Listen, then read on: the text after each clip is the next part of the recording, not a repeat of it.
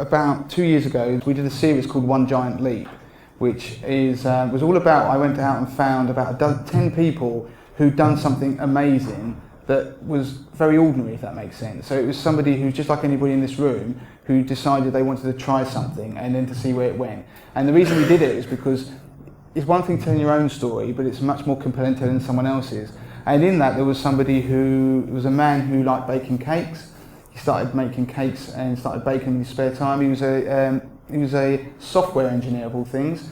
And then now his cakes are in Tesco's, Harrods, because he started a company and he started being able to, once it became popular, he went to fairs. Go and listen to that series of podcasts. It's called One Giant Leap, and it's full of people who did that. There was somebody who decided they wanted to do something to help homeless people by creating a clothing brand.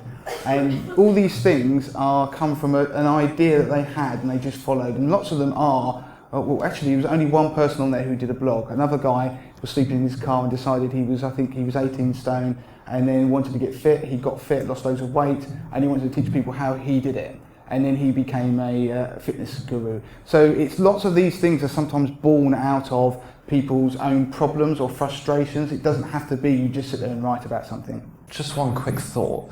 If you've got the confidence to, one really good way to make a side hustle is become a public speaker. Well, as I'm doing now.